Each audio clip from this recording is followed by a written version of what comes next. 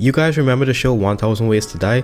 As a kid, I noticed that some of the worst deaths in the show were the ones that included animals, like the anaconda squeezing you to death where every breath you take, the snake squeezes harder, or the one where the ants that just swarm a dude and eat him alive. To this day, I don't know if those stories are true or not.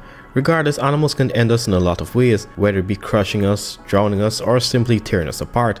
The only thing that saved us in the evolutionary arms race was our intelligence, because everything else our size or larger would simply body us. If you ask the average person what's the worst way to die in the prehistoric era, they'd more than likely say something in relation to a dinosaur, more specifically a theropod, like getting eaten by a T-Rex. However, in terms of dying, this isn't a bad way to go, when compared to a lot of other ways you could perish. You would die pretty quick unless it caught you by the legs or got one of your arms. However, in prehistory there were much worse ways you could leave the land of the living.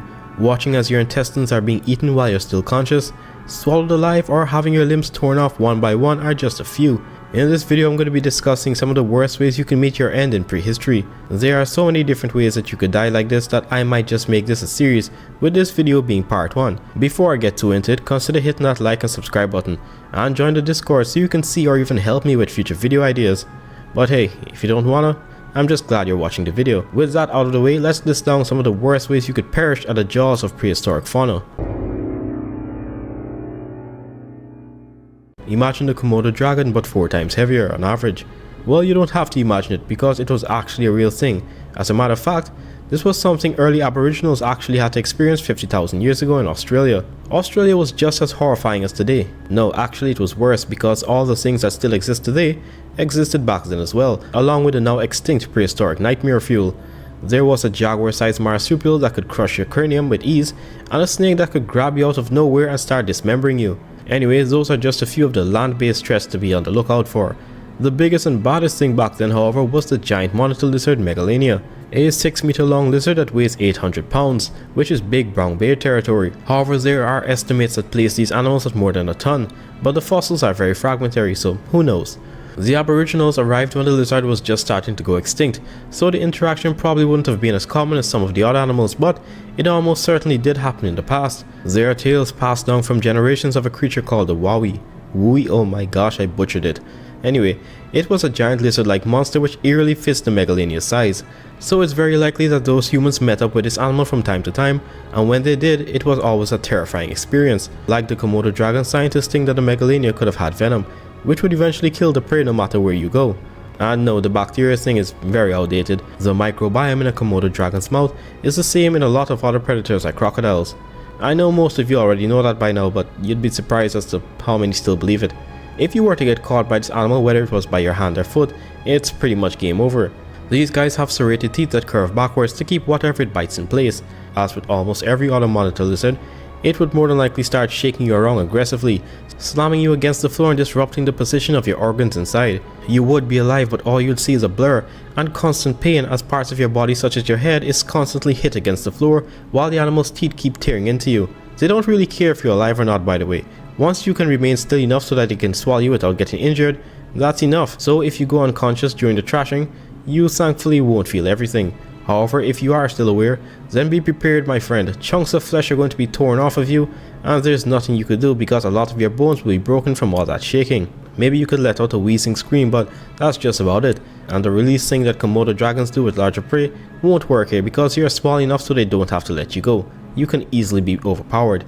You could also just be swallowed whole, believe it or not. I mean, there are videos of Komodo dragons swallowing baby goats whole, which wouldn't seem possible, but they somehow can do it with their jaw flexibility. So a 750 pound Megalania could possibly swallow a 160 pound person whole. However, with the blood loss and shock, it's very likely that you'll be knocked out, or already dead before you're digested. So there's something positive depending on how you want to look at it. Think about how horrifying this would be for the people living there though. One day you're in some leg deep grass and something just grabs you or your friend and disappears. And even if you did escape, you'll still die, if it did in fact have venom. And back then, even if they did try to amputate a limb before the venom spread, blood loss or infection would still probably kill them later. A truly horrifying way to go, but how does this compare to an animal that can send you to a watery grave? Weirdly enough, the next group of animals on the list are kind of monitor lizards in their own right. The Mosasaurs are a group of aquatic reptiles that were once the top predators of the Cretaceous oceans, with nothing else rivaling them in terms of power. They came in all shapes and sizes, from the beefy Prognathodon, which is basically the bodybuilder of the family, to the Tylosaurus, which was one of the largest, reaching more than 50 feet in length and 11 tons. They all originated from a group of lizards called it... oh no, stand back. Aigialosaurus. Yep, I butchered it. Anyway, this is the same lineage as modern day monitor lizards. It's thought that as these animals spent more and more time in water instead of the land to avoid predators, they slowly began to adapt to a more aquatic lifestyle over time, and then evolved into what we know today as the Mosasaurs. In this list, I'm going to be covering two Mosasaurs that are very different in terms of size and the way they kill you. The Mosasaurus hoffmanni and the Halisaurus. Oh my gosh, I butchered that too. I'll start off with the Halisaurus, which is small in Mosasaur standards but still big compared to us, comparable in size to a big alligator with a length of 14 to 15 feet and 700 pounds. Let's say you somehow found yourself in the prehistoric sea and one of these guys had you in their sights. You're going to be killed by dismemberment or prolonged drowning. It doesn't take a lot to pull a person on the water, by the way. I think Jeremy Wade showed just how easily it is for us to sink with some rock weights. So a small car-sized crack lizard pulling you is going to do so without much effort. It could implement a method used by crocodilians today, where it could pull you down to the depths and hold you underwater until you drowned. Either that, or it could just grab you by the waist and straight up begin ragdolling you like a dog with a chew toy. Not only will you be in immense amounts of pain, but you also can't breathe. Your screams drowned out by the medium around you. This is definitely painful physically, but I think it dragging you down would damage your psyche even more. I mean, think about it, you're being pulled down and you're trying to punch this thing off of you. I mean, you still couldn't have escaped because it had another row of teeth. Anyway, every time you look up, the light begins to fade more and more as you go deeper. That could be a horror movie on its own. The Mosasaurus hoffmanni is the largest member of the Mosasaur family. Well, at least I think so, since the Tylosaurus is now considered to be generally larger. Regardless, it still is big enough to take you out with one shot, with an average length of 48 feet and 9 tons, with the largest estimates giving it a length of almost 60 feet and 15 tons, although those weights are controversial. The way this one would kill you is simple yet brutal. I call it being swallowed alive. Rhymes with grog. I'm so sorry, I had to do it. It would more than likely grab a limb at first for grip, which would be soul crushingly painful, but after that it will just swallow you. There's a chance that you could be chewed up by the extra row of teeth, but with how small you are, that's unlikely. Don't get your hopes up though, because you still don't have it any better. You'd wish that you had drowned in the ocean instead of this. You could pass out before reaching the stomach itself due to lack of oxygen, but if you don't, well, you're gonna be drowning alright, but in stomach acid. That's right, for at least a few seconds before you lose consciousness, you will be burned alive as your skin and eyes start to sizzle away. There's a reason the oceans these guys lived in was called Hell's Aquarium, because if you're smaller than it, you better believe that you're going to end up on the menu. The next animal was so horrifying that our ancestors refused to cross the land bridge because of it. Okay, so it didn't actually stop humans from crossing the Bering Strait. That's just a myth. But with how terrifying it would be to see this animal in person, I wouldn't be too shocked if it was somehow true. They were a different species of short-faced bear, with the closest relative they have alive today being the spectacled bear. The species our ancestors came into contact the most some 11,000 years ago was Arctodosimus. It was a colossal animal that would make a grizzly bear look small, with an average weight of 700 kilograms and some specimens approaching the 1-ton mark. If its size wasn't terrifying enough, it would also be faster than us. Similarly to how a lot of brown bears can easily outrun us, the short-faced bear could do it too, with a 28 miles per hour top speed. That's the lowest estimate, by the way. Higher estimations place this thing's top speed at more than 40 miles per hour or more. It was thought that unlike most bears alive today, it was mainly carnivorous. Sure, it may have ate a few berries and other vegetation here and there, but based on its skull shape and the dentition, its main diet would have been meat. But this theory has been heavily debated recently, and as of today it's generally considered to be an omnivore like the brown bears of today. But that doesn't mean it wouldn't turn away from an easy bipedal meal. As a group, I'm pretty sure humans back then could have scared them away with fire and spears, like everything else. But if this thing saw you and you are alone in an open field, you better bolt towards the nearest woodland and climb a tree before it closes the gap. You may ask, but why would this killing you be worse than a Smilodon or something else? Well, that's because big cats and other predators have weapons meant to effectively kill prey, such as suffocation by crushing the windpipe. But this thing doesn't have anything too efficient to kill us like that of the big cats. Like spotted hyenas, bears are notorious for eating their prey before killing it. There was a video of either a black or brown bear eating a pig or cow's guts while the animal was still alive. I mean, if Arctodosimus were to hit you in the face, that's an almost instant death with that much force.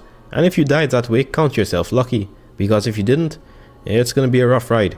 When we fight back, the very first thing we use as some sort of defense is our arms. I'll tell you right now that if you try and do that, you're gonna prolong your suffering, because let's be honest, you can't fight it off. And the moment it grabs your arms, it's gonna crush the bones. With your appendages reduced to strings of exposed muscle and flesh, it will just start ripping into you. If you're on your back, it's likely that it will start tearing into your stomach, and if you're on your stomach, then your spine is gonna be torn out. I mean, there's the off chance that you could feel almost nothing after shock and blood loss kicks in and you pass out quickly. No death scenario with this animal is good, but beggars can't be choosers, so pick your struggle. The last group of animals I have on the list goes to show that the youngest stages of an animal can be more deadly than its adult form. Like I said, if you ask someone what would be a scary way to go out back in prehistoric times, they'd say getting eaten by a T-Rex. They're part right, but it's not just the T-Rex. Instead, all of the megatheropods, more specifically the juveniles. Yeah, that's right, being killed by a juvenile megatheropod, be it a Rex, Giga or whatever, would be much worse than dying from the adult. Also, you're much more likely to escape from the adult, because there isn't any megatheropod that can push past 18 miles per hour, and even if they do catch you, chances are that you'll feel excruciating pain for like 2 and 3 seconds until you're crushed. The juveniles, however, are only now starting to get the gist of the whole hunting thing, and have not mastered killing prey as quickly or efficiently as the adults yet.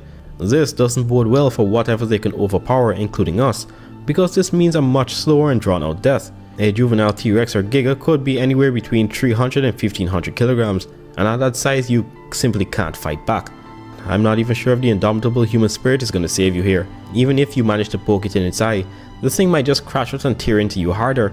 Do you remember how Enriquez was chewed up alive by the baby T-Rex? Well, it's something like that, but not exactly, because even though a juvenile theropod hasn't mastered killing like its parents, it will still know how to take prey down quick enough per se, because they will now have to catch their own food, so your death wouldn't be quite as drawn out as Ed. However, you're still going to endure a level of suffering that you didn't know was even possible, as the young dinosaur continuously tries to find a spot that will kill you quickly. You're going to have to sit there and just basically take it until you succumb to blood loss. So yeah, a pretty bad way to go in terms of dinosaur deaths. However, one could argue that some herbivores could match that level of gruesomeness. I guess you'll just have to wait and see in the next video on the topic. And that's going to be it for this one, guys. What do you think about the list? Did you agree, or are there much worse fates you could suffer at the jaws of prehistoric fauna?